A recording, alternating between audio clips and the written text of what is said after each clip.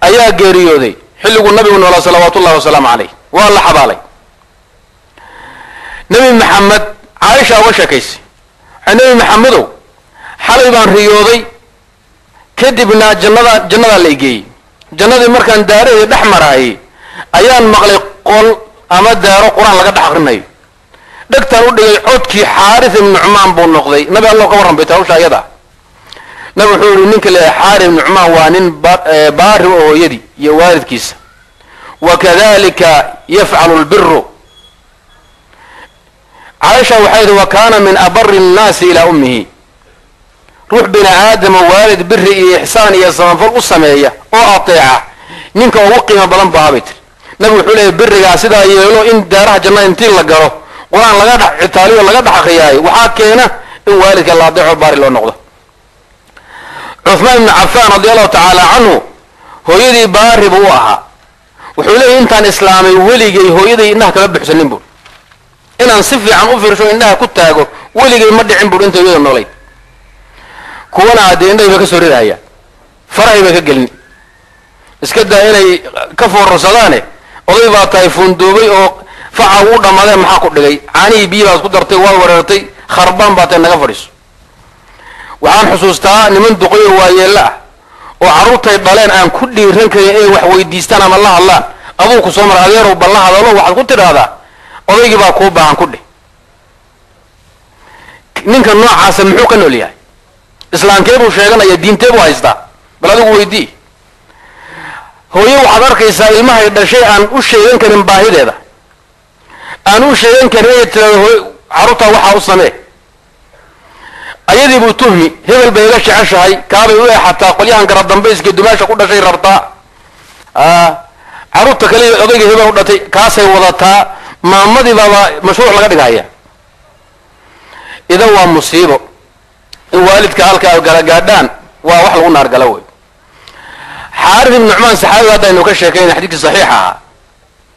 waxaa ka mid a cajaa'ibtay culamada ka soo guuriyeen weliba ka sugan raashiinka hooyadii markay qabanayso asagaa gacantiisa ku siin jiray weligii waxay u dirtayna hadduu fahmi waayo muusan idhi hooyadii maxaad oga jeedaa waxaa soo qabo yaa maxaa tidhi weligii ma dhihin markay uu dareemay in la diray wuu bixi jiray bannaanku u baxahaya isagoo sii socda ay dadka qaraabada waalihullah hooye maxay tidhi maxay ii dirtay ayaguu xogsanaya waxaasaa lagu diray uu tagahaya wuxuu diidan yahay inay duqdu ama hooyo dareento xaarisa marka horeba uusan maqal oo uu soo hadal celiyey bannaankaasuu ku xogsan sirtoyle waa baxaaya aduguna lagu kari maayo sug waxbaan wataa mashruucbaa waa u yarkaadi horta maxaa u qaylidaa sidaaduba hal mar bala hadashay dhagaa naga cunaysa waxaan waa dhaga jebis dib damba marka maamada kugu soo dhici mayso dadka noocaasa waxay la tahay inay noolaadaan inay adduunka dhaafaan baa dhaanta abu xaniifa radi allahu tacaala canhu in imaama waa taqaanaan hooyadii buu u ducayn jiray iyo waalidkiisi istikfaar buu alla u weydiin jiray culimmada waaweyn sida xamaad ibnu sulaymaan oo intuu u tawdhiy hooyada u duceeya aabbahay u duceyn ilaahay u naxariisto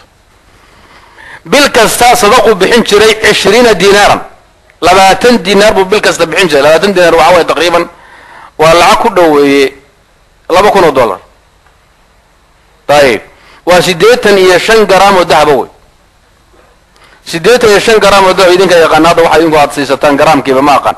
laakiin anagu Kenya markaanu joogno waa lacag aad culus waa lacag dagayso zaka ka baxdo ayuu bil kasta bixin jiray min caalim faqih aha waxa jiray wadaal Umar ibn Dhar oo iska waacido muhaadarayo qisaska iyo aw shaacirka ku fiican hawlihi algaab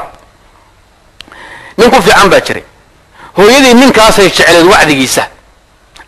wiilkeeda ka aqoon badan oo ka faqiisan waxay dhihi jirtay markii igey muhaadaradiisa iyo meel umada ku wacdiyo markuu wacdiga dhameeyo yey su'aal weydiin jirtay su'aalaha hadduu Abu Xaniifa u sheego uga jawaab marto hadalka Umar ibn Dhar baan rabaa oran jirtay waxay dhihi jirtay orasoo gurigiisa jooga Abu Xaniifa inta tagto walaadka Umar ibn Dhar ahaa isoo weydiin su'aashaas oo hooyadii amar bay bixisay ma ana aqaan ma waa caasinimo way xisaabaha aqaan academy baan ahay jaamacad baan uga soo baxay professional maxay inta soo qabanay saas weeyaan ku ori saamayso waalku xuraale ku yahay inuu adiga intuu ka boodo wadaad kaa mas'ala liito kaa caqli yar ama kaa cilmi yar uu kuu diro weliba tigid loo goosto wuu soo tegi jiray cumar buu iman jiray wuxuu oran jiray yaa cumar ibnu dhar ina ummii tas'aluka can kada wa kada wa kada fama alxukmu hooyada waxay ku weydiinaysaa su-aashaa iyo su-aashaas maxaan ugu jawaaba wuxuu oran jiray marka abu xaniifa maadaa waxay weydiinaya misaanaa wax ku weydiin lagu og yahay in laga aqoon badan yahay oo abu xaniifa asagu sheekhiisii uu yahay weliba shuyuukhsii uu ka aqoon badan yahay wuxuu yidhi anugu wax ku weydiin maayo laakiin hooyaday waxay amartay inaan su-aal kuu soo weydiiyo markaasuu dhihi jiray waayo iga jawaab markaasaan kuu sheegahayaay wadaadku waa iska muxaadir weeye ama waacid aqoon badan ma laha laakiin xoguu qabuula haysta marka wuxuu dhihi abu xaniifa su-aasha ka jawaab ii sheeg jawaabta markaasaan kuu sheegahaya abu xaniifa ka jawaabi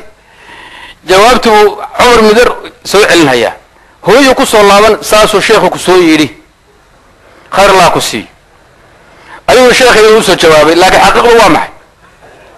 wiilkeedii baa u jawaabay saasuu kuwada ku dhaqi jiray maalin maalmaha ka mid a ayaa abu dhar abu xaniifa waxaa dawladdii xilligaa jirtay reer bani cabaas horaantoodii yaa waxay ku qasbeen inuu qaadin noqdo maxkamadda uu fadhiisto nin aqoonlana waa ahaa culummadii horena qaadiga iyo xidalka dawladda xilligaa jirta waa ka carari jireen maxaa yeelay dawladda fasaad badan oo dulmi badan laakiin kuwana maanta jira marka loo firiyo islaana 100% ayay ahaayeen kuwaasay ka carari jireen waa la qabtay waa la garaacay waa inaad qaadi noqoto maxaa yeelay markuu nin caalim oo cilmi badan qaadi ku noqdo shacabka baa kuu soo joogsan boqorkan asagu waxaa khuseeya shacabku inay u soo joogsadaan oo madaxweyne la yidhaha jaalla madaxweyne intaasuu doonaya dariiq kastoo marka dariiq kastoo ummaddu ku yeelayso ama lagu soo joogsana wuu marhaya wadaadku ugu necab yahay uu mas-uul ka dhigi maadaama shacabku uu wadaadka rabo waa la garaacay danka ma lahayn mudduu xidhnaa aroor kastaa la garaaci jiray markii la shaabuugayay jeedal baa intuu ku dhacaybu meeshan wejiga ah ayuu goostay aad buu u ooyay marka maalinkaas nimankii garaacaya jallaadiinta ahaa yaa waxay ku yidhaahdeen intaasoo maalmood baa lagu garaacayo wax kasta lagugu samey maadaan ooyna waa side maanta maxaa ku helay ma usha yara ku xagatay baa la cadays wuxuu yidhi usha anugu dan kama lihi hooyaday dhashay markay maanta ii timaado oy aragto wejigooda nabar ku yeelaso xumaan mayso hawshaasay ka laxawsan buui marka xumaanta iyo dareenka iyo laxawsiga hooyaday baa idhibaya buui anugu dan kama lihi haddaa doon igagooya xubnaha kala jarjara yacni wuxuu diidan yahay nabar inay hooyadii ku aragto isagoo si kala oon fiicnayn ama xanuunsanaya kadibna maamadu ay ka laxawsato halkaasuu maraya ninka loo yaqaana xujr ibnu cadiy baari buu hooyadii u ahaa habeenkii furaashku u gogli jiray markuu u goglu gacanta marin jiray markuu gacanta saa u marmariyo iyo wuxuu odhan jiray amay gacantaadu yar qallafsan tahay oo dhagax iyo turaanture iyo saxar iyo wax kale meesha saaran yahay intuu shaarka iska siibiy iyo qamiiska ayuu ku seexan jiray si marka jirkiisu bal u firiyo furaashku inuu kakan yahay ama adag yahay ama saxar ama waxaa saaran yahay leanna gacantu waa gacan shaqayso waxa laga yaaba waxyaaba inaysan dareemin laakiin marka intaad qaarka u dhigato aad xabadka meesha saartay iyo feeraha waa dareemi kartaa inuu furaashku adag yahay ama waxay leeyahay saxar iyo wixii lamida ninka loo yaqaan dhabyaan ibnu cali wuxuu ahaa min abari nnaasi ilaa ummihi habeen ayuu asagoo maqan baa loo sheegay hooyadii inay doonaysay kadibna ay weyday marka waa iska seexatay markuu yimid wuu soo dul istaagay markaasu wuxuu ka baqaa dib u dhaqaaqay inuu intuu shanqaro hooye ay toosto hadduu iska tago ama fadhiistana wuxuu ka baqay inay haddana toosto si u taagnaaba waa ku baryay si u dul taagnaa waa ku baryay markaas dir waa sidee hooye haddaan soo kacay oo kaas haddaan ku dul taaganaba ka dhigay asagoo dhihi maayo laakiin suurada wey markii loo sheegay maamadu isagoo doonaysa inay weyda xasaana ku seexatay intuu soo dul istaagay suu u taagna waa ku baryay